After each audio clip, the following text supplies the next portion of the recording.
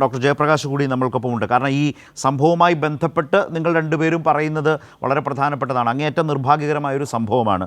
അതുകൊണ്ടാണ് നിങ്ങൾ രണ്ടുപേരും സംസാരിച്ചു. ഇപ്പോൾ കേരളത്തിലെ വളരെ പ്രധാനപ്പെട്ട ഒരു പൊതുജനാരോഗ്യ പ്രവർത്തകനാണ് പീഡിയാട്രിക് പ്രൊഫസറായിട്ടുള്ള SITയിലെ തിരുവനന്തപുരത്തെ ശ്രീ ജയപ്രകാശ്. ജയപ്രകാശിന് അടക്കമുള്ള ഒട്ടേറെ പ്രഗത്ഭരായ ഡോക്ടർമാർ സ്വകാര്യ പ്രാക്ടീസ് ഒന്നും ചെയ്യാതെ ഏറ്റവും ശക്തമായി കേരളത്തിൻ്റെ ആരോഗ്യരംഗത്തിന് വേണ്ടി നിൽക്കുന്ന ആരോഗ്യ പ്രവർത്തകർ തന്നെയാണ് നമ്മുടെ ഏറ്റവും വലിയ ശക്തി. അതിലെല്ലാവരും ഉൾപ്പെടും. അങ്ങനെയുള്ള ഒരു ആരോഗ്യ പ്രവർത്തകരടങ്ങുന്ന ആരോഗ്യരംഗമാണ് കേരളത്തിൻ്റേത്. പക്ഷേ നിർഭാഗ്യകരമായ സംഭവങ്ങൾ ഉണ്ടാകുമ്പോൾ അത് വെച്ച് ആകെ ആരോഗ്യ കേരളത്തെ, നമ്മുടെ ആരോഗ്യ സംവിധാനങ്ങളെ, നമ്മുടെ ആരോഗ്യ മേഖലയുടെ അടിസ്ഥാന സൗകര്യ മേഖലയിലെ വികസനത്തെ ആകെ ഇകഴ്ത്തിക്കാട്ടുന്ന, ഇടിച്ചു താഴ്ത്തുന്ന ഒരു പ്രവണത രൂപപ്പെട്ടിട്ടുണ്ടോ? താങ്കളുടെ ഒരു അനുഭവത്തിൽ വളരെ വലിയ നിർഭാഗ്യകരമായ സംഭവമാണ്, ഒരു ജീവൻ നഷ്ടപ്പെട്ടിരിക്കുന്നു. പക്ഷെ നമ്മൾ വളരെ വിപുലമായി ഈ കാര്യങ്ങളെ പരിശോധിച്ചാൽ താങ്കൾ എന്തു പറയും? ഞാൻ മെഡിക്കൽ കോളേജിൽ 28 വർഷമായിട്ട് ജോലി ചെയ്യുകയാണ്. അപ്പോൾ ഇവിടെ നമ്മൾ കാണേണ്ടുന്ന ഓരോരോ കാലഘട്ടങ്ങളിലും പൊതുജനാരോഗ്യ മേഖലയിലും മെഡിക്കൽ കോളേജ് മേഖലയിലും വന്നിട്ടുള്ള മാറ്റങ്ങൾ നമുക്ക് കൃത്യമായിട്ട് മനസ്സിലാക്കാൻ സാധിക്കും. ഇപ്പോൾ നമുക്കിപ്പം മെഡിക്കൽ കോളേജുകളിൽ പൊതുവിൽ അതുപോലെ തന്നെ ഹെൽത്ത് സർവീസിൽ നടക്കുന്ന ഒരു വലിയ മാറ്റം എന്ന് പറയുന്നത് അടിസ്ഥാന സൗകര്യ വികസനം വലിയ തോതിൽ സംഭവിച്ചിട്ടുണ്ട്. അതുപോലെ തന്നെ നൂതനമായ ചികിത്സാ രീതികൾ, പ്രത്യേകിച്ച് സൂപ്പർ സ്പെഷ്യാലിറ്റി ഹോസ്പിറ്റൽസിൽ മൾട്ടി നാഷണലായിട്ടുള്ള ബഹുമുഖമായിട്ടുള്ള സൂപ്പർ സ്പെഷ്യാലിറ്റി ഹോസ്പിറ്റലിൽ നടക്കുന്നതിന് പോലെ തരത്തിലുള്ള സൂപ്പർ സ്പെഷ്യാലിറ്റിയുടെ വികസനം വലിയ തോതിൽ സംഭവിച്ചിട്ടുണ്ട്. അതുകൊണ്ട് തന്നെ യഥാർത്ഥത്തിൽ സ്വകാര്യ ആശുപത്രികളിൽ നിന്ന് കുറേയധികം രോഗികൾ, പ്രത്യേകിച്ച് മിഡിൽ ക്ലാസ്സിലടക്കമുള്ള രോഗികൾ കൂടുതലായിട്ട് അടിസ്ഥാന വിഭാഗത്തോടൊപ്പം തന്നെ സർക്കാർ ആശുപത്രികളിലേക്ക് വരുന്ന ഒരു മാറ്റവും സംഭവിച്ചിട്ടുണ്ട്. അപ്പോൾ ആധുനിക വൈദ്യശാസ്ത്രത്തിൻ്റെ വികാസത്തിന് അനുസൃതമായ തരത്തിലുള്ള ചികിത്സാ സൗകര്യങ്ങൾ എല്ലാ മെഡിക്കൽ കോളേജുകളിലും ലഭ്യമാകുന്ന ഒരു സാഹചര്യം പൊതുവിൽ ക്രിയേറ്റ് ചെയ്യപ്പെട്ടിട്ടുണ്ട്. അത് വളരെ നല്ല ഒരു ആധുനിക വൈദ്യശാസ്ത്രത്തിൻ്റെ വികാസത്തിന് അനുസൃതമായ ചികിത്സാ രീതികളെന്ന് പറയുമ്പോൾ എല്ലാ തരത്തിലുള്ള ജനറൽ സ്പെഷ്യാലിറ്റിയോടൊപ്പം തന്നെ സൂപ്പർ സ്പെഷ്യാലിറ്റി സൗകര്യങ്ങൾ, അതുപോലെ അതിനനുസൃതമായ ഉപകരണങ്ങൾ, അതിനനുസൃതമായ മരുന്ന് ചികിത്സ, ഇതെല്ലാം തന്നെ നല്ല രീതിയിൽ ശരിക്കും പറഞ്ഞാൽ മൊത്തത്തിൽ മാറ്റം വരികയാണ് ഉണ്ടായിട്ടുള്ളത്. ഡോക്ടർ പറഞ്ഞത് വെച്ച് നോക്കുമ്പോൾ അതിൻ്റെ ഏറ്റവും പ്രധാനപ്പെട്ട ഒരു ഉദാഹരണമായി കാട്ടാവുന്നതും കോട്ടയം മെഡിക്കൽ കോളേജ് തന്നെയല്ലേ? ഇപ്പോൾ വരാൻ പോകുന്ന പുതിയ സർജിക്കൽ ബ്ലോക്ക് ഒരു പ്രധാനപ്പെട്ട കാര്യം. അത് ആ നിലയിൽ കാണേണ്ടത് തന്നെയാണ്. ഇപ്പോൾ താങ്കൾ പറഞ്ഞതുപോലെ വലിയ മാറ്റം സംഭവിക്കുമ്പോൾ ഈ കാലപ്പഴക്കം ഉണ്ടായിട്ടുള്ള ഈ കെട്ടിടാവശിഷ്ടങ്ങളും കെട്ടിടങ്ങളും ഒക്കെ മാറി ആധുനിക കാലത്തിനനുസരിച്ച് കേരളത്തിൻ്റെ ആരോഗ്യരംഗം ആകെ മാറുന്നതിൻ്റെ ഒരു ഷിഫ്റ്റിലാണിത് സംഭവിച്ചിട്ടുള്ളത്. ഇപ്പോൾ തന്നെ പറഞ്ഞതുപോലെ 3ാമത്തെ നിലയിൽ പൂർണ്ണമായും ഉപേക്ഷിക്കപ്പെട്ട പ്രവർത്തനരഹിതം അല്ലെങ്കിൽ പ്രവർത്തിക്കാൻ പാടില്ലാത്ത നിലയിൽ ഒരു ടോയ്ലറ്റ് ബ്ലോക്കിലാണ് 3ാമത്തെ നിലയിൽ. അതും മറ്റ് നിലകളിലെ ടോയ്ലറ്റ് ബ്ലോക്കുകളുമായി ബന്ധപ്പെട്ടൊക്കെ ആ നിലയിലെ പ്രശ്നങ്ങളില്ല. പക്ഷേ ഇവിടെ ആ നിലയിലുള്ള കാലപ്പഴക്കം, ബലക്ഷയം, ഇത് പൂർണ്ണമായും നമ്മുടെ ആരോഗ്യ രംഗത്ത് നിന്ന്, നമ്മുടെ അടിസ്ഥാന സൗകര്യ മേഖലയിൽ നിന്ന് പൂർണ്ണമായും കേരളത്തിൽ മാറുകയാണോ? അതിനിടയിലാണ് ഈ സംഭവം ഉണ്ടാകുന്നത് എന്നതിനെ മറന്നിട്ടോ മാറ്റിവെച്ചിട്ടോ അല്ല. പക്ഷേ ഈ കേരളം അതിൽ നിന്നൊരു വലിയ മാറ്റത്തിലേക്ക് നീങ്ങിക്കൊണ്ടിരിക്കുകയാണോ? ആശുപത്രി സംവിധാനങ്ങളുടെ കാര്യത്തിൽ, കെട്ടിട സംവിധാനങ്ങളുടെ സൗകര്യങ്ങളുടെ കാര്യത്തിൽ, അതിൻ്റെ സുരക്ഷിതത്വത്തിൻ്റെ കാര്യത്തിൽ വളരെ പ്രധാനപ്പെട്ട ഒരു കാര്യമാണ് ഞാൻ പറഞ്ഞു വന്നത്. ആധുനിക വൈദ്യശാസ്ത്രത്തിൻ്റെ വികാസത്തിന് അനുസൃതമായ അടിസ്ഥാന സൗകര്യ വികസനം, അത് കെട്ടിടങ്ങളുടെ കാര്യത്തിലാണെന്നുണ്ടെങ്കിൽ ഇപ്പോൾ പൊതുവിദ്യാഭ്യാസ മേഖലയിൽ നടന്നതുപോലെ തന്നെയുള്ള അടിസ്ഥാന സൗകര്യ വികസനം ആരോഗ്യ മേഖലയിൽ നടന്നുകൊണ്ടിരിക്കുകയാണ്. അപ്പോൾ നമ്മളൊക്കെ ഒരു 15 കൊല്ലത്തിന് മുമ്പൊക്കെ നമ്മളിങ്ങനെ വളരെ വിഷമിച്ച് ഒരുപാട് ചർച്ചകളിൽ പങ്കെടുത്ത് പറയുമായിരുന്നു, ആരോഗ്യ മേഖലയിൽ യാതൊരു മാറ്റവും വരുന്നില്ല, ആധുനിക വൈദ്യശാസ്ത്രത്തിൻ്റെ വികസനത്തിനനുസരിച്ചിട്ടുള്ള മാറ്റങ്ങളൊന്നും ഉണ്ടാകുന്നില്ല. കെട്ടിടങ്ങളുടെയൊക്കെ സ്ഥിതി അതീവ ശോചനീയമായിരുന്നു. മഴക്കാലത്തൊക്കെ നമ്മൾ ചോർന്നൊലിക്കുന്ന കെട്ടിടങ്ങളെക്കുറിച്ചൊക്കെ ഒരുപാട് വാർത്ത ചെയ്യുകയും ചർച്ച ചെയ്യുകയൊക്കെ ചെയ്തിട്ടുണ്ട്.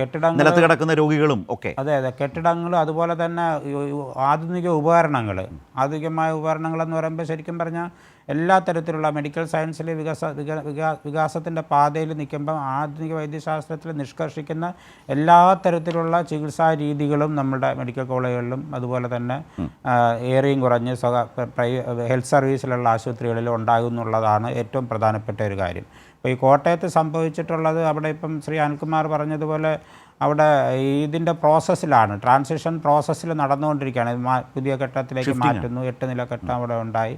ഞാൻ അവിടെ പലപ്പോഴും പോയിട്ടുണ്ട്. പക്ഷേ ഞാൻ അവിടെ കോട്ടയം മെഡിക്കൽ കോളേജിൽ ഞാൻ ജോലി ചെയ്തിട്ടില്ല. പക്ഷേ പല ഘട്ടങ്ങളിൽ അവിടെ പോയിട്ടുണ്ട്. അപ്പോൾ എനിക്കത് കെട്ടിടത്തിൻ്റെ സംബന്ധിച്ചിട്ടുള്ള ഒരു പ്രഥമ ദൃഷ്ട്യാ വിവരം എനിക്കില്ല. നമ്മൾ മാധ്യമങ്ങളിലൂടെ മനസ്സിലാക്കിയതാണ്. അപ്പോൾ തീർച്ചയായിട്ടും അതിൻ്റെ ഒരു പ്രോസസ്സിലിരിക്കുകയാണ്, ഒരു ട്രാൻസിഷൻ പ്രോസസ്സിൽ മൊത്തം പേഷ്യൻസിൻ്റെയും സംവിധാനങ്ങളെല്ലാം മാറ്റി സ്ഥാപിക്കുന്ന രീതിയിലുള്ള പ്രക്രിയയുടെ ഭാഗമായിട്ട് ഇരിക്കുന്ന ഒരു ട്രാൻസിഷൻ ഫേസിലാണ് ഇത്തരത്തിലുള്ള ഒരു കേരളത്തിൽ ഇത്തരം അപകടങ്ങൾ ഉണ്ടായാൽ ഡോക്ടർ, ഏതെങ്കിലും സാഹചര്യത്തിൽ ഇപ്പോൾ ഈ പറയുന്നത് പോലെ തെരച്ചിൽ തടസ്സപ്പെടുക, തെരച്ചിൽ നിർത്തിവെക്കുക, അങ്ങനെ ഒരു സംസ്കാരമോ രീതിയോ നമ്മുടെ നാട്ടിലുണ്ടോ? കോട്ടയത്ത് ആരോപിക്കുന്നത് അതാണ്. താങ്കളൊരു പൊതുജനാരോഗ്യ പ്രവർത്തകൻ എന്ന നിലയിൽ എന്തു പറയും അങ്ങനെ ഒരു ആക്ഷേപവും ആരോപണവും ഉയർന്നാൽ? താങ്കളുടെ ഒരു അനുഭവം.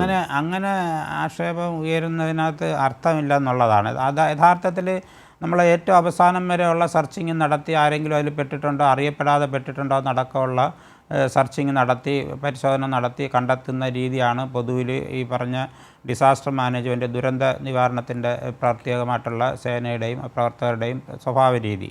അതുകൊണ്ട് ഇവിടെ നമ്മൾ സ്വാഭാവികമായിട്ട് ഇവിടെ ഒരു പാവപ്പെട്ട ഒരു അമ്മ മരിച്ചുപോയി, കുട്ടിയുടെ അമ്മയാണ് മരിച്ചത്. അവർ ആ ടോയ്ലറ്റ് ഉപയോഗിക്കുകയും ചെയ്തു. അപ്പോൾ ഇവിടെ പറഞ്ഞത് കേട്ടപ്പോൾ എനിക്ക് മനസ്സിലായത്, റിപ്പോർട്ട് ചെയ്തെല്ലാം സൂക്ഷിച്ച് നോക്കിയപ്പോഴും മനസ്സിലായത്, അവിടെ ഇപ്പോൾ നിലവിൽ ആക്റ്റീവായിട്ടുള്ള ആ പഴയ കെട്ടിടത്തിൽ പ്രവർത്തനങ്ങൾ നടക്കുന്നില്ല. പക്ഷേ ചില രോഗികൾ അവിടുത്തെ ബാത്റൂം ഉപയോഗിക്കാൻ വേണ്ടി സൗകര്യത്തിന് വേണ്ടിയായിരിക്കും, തിരക്കിൻ്റെ നിന്ന് ഒഴിവാകുന്നതിന് വേണ്ടിയായിരിക്കും അങ്ങനെ പോയതാണ്. അത് അവരെ കുറ്റം പറയാൻ കഴിയത്തില്ല. നമ്മൾ അത്തരം ഒരു സാഹചര്യത്തിൽ പെടുകയാണെങ്കിൽ നമ്മൾ തിരക്കിൽ ഒഴിവാക്കി നമ്മളും ചിലപ്പോൾ അതിന് പോകേണ്ടി വരും. അതൊക്കെ സ്വാഭാവികമാണ്. അപ്പോൾ അത് തീർച്ചയായിട്ടും അതിൻ്റെ തുടർന്നുള്ള പ്രവർത്തനങ്ങൾ എത്രത്തോളം നല്ല രീതിയിൽ നടന്നു എന്നുള്ളതാണ്. ഇപ്പം മുഖ്യമന്ത്രി അടക്കം അവിടെ വന്ന് കാര്യങ്ങൾ വിലയിരുത്തി, മന്ത്രിമാർ, ബഹുമാനപ്പെട്ട ആരോഗ്യമന്ത്രിയും അതുപോലെ അവിടുത്തെ മന്ത്രിയും വിലയിരുത്തി ഇടപെടൽ നടക്കുന്നു, അങ്ങനെ നടന്നുകൊണ്ടിരിക്കുന്നു. അപ്പോൾ ദൗർഭാഗ്യകരമായിട്ടുള്ള ഒരു സംഭവമാണ് ഒരു അമ്മ മരിച്ചുപോയി എന്നുള്ളത്. അത് പിന്നെ ഈ പറഞ്ഞ ഈ ട്രാൻസിഷൻ ഫേസിൻ്റെ ഒരു ഘട്ടത്തിൽ തീർച്ചയായും നമ്മുടെ ആശുപത്രികൾ, ഒറ്റ കാര്യം കൂടി അതുമായി ബന്ധപ്പെട്ട് ഡോക്ടർ, ഇതൊക്കെ പറയുമ്പോഴും നമ്മുടെ ആശുപത്രികളിൽ ഒരുപാട് ആളുകൾ, നമ്മുടെ സ്വകാര്യ ആശുപത്രികളെ പോലെയല്ല, ഒരുപാട് ആളുകൾ വന്നു ചേരുന്ന രോഗികളും കൂട്ടിരിപ്പുകാരുമായി ഒരു ആശുപത്രിക്ക് ഉൾക്കൊള്ളാവുന്നതിൽ അധികം ആളുകൾ എത്തിച്ചേരുന്നതാണ്. പലപ്പോഴും വളരെ വലിയ സ്വാതന്ത്ര്യം, ദുസ്വാതന്ത്ര്യം അമിതമായി എടുക്കുന്നു. ഇപ്പോൾ സ്വകാര്യ ആശുപത്രികളിലേക്ക് പോയാൽ നമ്മളതെല്ലാം പാലിക്കാൻ തയ്യാറാണ്. പക്ഷേ സർക്കാർ ആശുപത്രികളിലേക്ക് വരുമ്പോൾ ആളുകൾക്ക് കുറേ കൂടി അമിതമായ സ്വാതന്ത്ര്യം പലപ്പോഴും എടുക്കുന്നതിൻ്റേതായ ബുദ്ധിമുട്ടുകളും ഒക്കെ അനുഭവിക്കാറുണ്ട്. അതെല്ലാം ഈ കേസുമായി ബന്ധപ്പെട്ടല്ല ഞാൻ പറയുന്നത്. പക്ഷേ ഇവിടെ ഇത്രയധികം ആളുകൾ വരുന്നൊരു സ്ഥലത്ത് ഒരു ബാത്റൂം സംവിധാനം, അത് മൂന്നാമത്തെ നിലയിൽ പ്രത്യേകമായി, ഇപ്പോൾ അത് വ്യക്തമായി ചർച്ചയിൽ ആളുകൾ ആരും പോകുന്നില്ല. ചിലരെങ്കിലും അത് എളുപ്പത്തിന് ആ ബാത്റൂമിനെ ആശ്രയിക്കാൻ പോകും. പക്ഷേ അതുപോലും അങ്ങനെ പോലും സംഭവിക്കാത്ത വിധത്തിലേക്ക് പൂർണ്ണമായും ജാഗ്രത, മുന്നറിയിപ്പ് എന്നുള്ളത് ഈ അനുഭവത്തിൽ നിന്നെങ്കിലും നമ്മൾ പഠിക്കണ്ടേ? ഓരോ ജീവനും വിലപ്പെട്ടതാണ്. വളരെ ശക്തമായി തന്നെ മുന്നറിയിപ്പുകൾ, ബോർഡുകൾ, അത് പൂർണ്ണമായും തടയുക എന്ന നിലയിലേക്ക് നമ്മുടെ സംവിധാനം മാറേണ്ടതില്ലേ? അതും പ്രധാനമല്ലേ? തീർച്ചയായിട്ടും. ഇപ്പോൾ 2012-ലോ 2013-ലോ ആണ് അതിൻ്റെ പിന്നെ ക്ഷമത കുറവാണ്, അത് തകർന്നു വീഴാൻ സാധ്യതയുണ്ടെന്നുള്ള റിപ്പോർട്ട് വന്നതെന്ന് പറയുന്നു. അപ്പോൾ അന്ന് തൊട്ട് ഇത് എന്തുകൊണ്ട് നടന്നില്ലാതെ, അല്ലെങ്കിൽ ആ ട്രാൻസിഷൻ അതിൻ്റെ പ്രവർത്തനം ഒഴിവാക്കിയിട്ട് പുതിയ കെട്ടിടത്തിലേക്ക് കെട്ടിടം കെട്ടി മാറേണ്ട പ്രോസസ്സ് നടക്കേണ്ടതാണ്. അതിനോടൊപ്പം തന്നെ ഉപയോഗശൂന്യമായിട്ടുള്ള ക്ഷമതയില്ലാത്ത കെട്ടിടം പൊളിച്ചു നീക്കുന്ന പ്രവർത്തനം യഥാർത്ഥത്തിൽ നടക്കേണ്ടതാണ്. പക്ഷേ ഇപ്പോൾ ഇതിൻ്റെ ഒരു മാറ്റത്തിൻ്റെ ട്രാൻസിഷൻ ഫേസിൽ ഒരുപക്ഷെ അതിൻ്റെ അടുത്ത ഘട്ടത്തിൽ അത് പൊളിച്ചു നീക്കുന്ന ഒരു പ്രക്രിയയിലേക്ക് നടക്കുമായിരുന്നേനെന്നാണ് നമുക്കിപ്പം മനസ്സിലാവുന്നത്. അപ്പോൾ അതിൻ്റെ ഒരു ഘട്ടത്തിൽ ഇവിടെ ഇത് സംഭവിച്ചത്. നമുക്ക് ഒരു കാര്യം പറയാനുള്ളത്, ഈ പൊതുജനാരോഗ്യ മേഖലയിൽ വരുന്ന രോഗികളെ സംബന്ധിച്ച് പുവർ സോഷ്യോ എക്കണോമിക് ഗ്രൂപ്പിലെ മാത്രമല്ല വരുന്നത്. അപ്പോൾ ഇപ്പം കുറച്ചും കൂടെ മിഡിൽ ക്ലാസ് പോപ്പുലേഷൻ അടക്കം മെഡിക്കൽ കോളേജുകളിൽ, സർക്കാർ ആശുപത്രികളിലും വരുന്ന ഒരു സാഹചര്യം മാറിയിട്ടുണ്ട്. പിന്നെ ഈ റിപ്പോർട്ടിങ്ങിനകത്ത് തന്നെ പൊതുവിൽ എല്ലാ പ്രശ്നങ്ങളും സംഭവിക്കുന്നത് പൊതുജനാരോഗ്യ മേഖലയിലാണ്. പൊതുജനാരോഗ്യ മേഖല വലിയ തോതിൽ പ്രതിസന്ധി നേരിടുന്നു എന്നുള്ള രീതിയിലുള്ള തെറ്റായ പ്രചരണം പൊതുവിൽ കുറച്ച് നടക്കുന്നുണ്ട്. അത് വളരെ അതൊരു ഒട്ടും അസത്യമായ കാര്യമായിട്ടാണ് നമ്മളത് കാണേണ്ടുന്നത്. വലിയ തോതിലുള്ള മാറ്റമാണ് പൊതുജനാരോഗ്യ മേഖലയിൽ, പ്രത്യേകിച്ച് മെഡിക്കൽ കോളേജുകളിലും സംഭവിച്ചുകൊണ്ടിരിക്കുന്നത്. എല്ലാ തരത്തിലുള്ള ആധുനിക ചികിത്സയും അതിനുള്ള സൗകര്യങ്ങളും ഏർപ്പെടുത്തിക്കൊണ്ട് അതിശയകരമായ തരത്തിലാണ് യഥാർത്ഥത്തിൽ നടന്നുകൊണ്ടിരിക്കുന്നത്.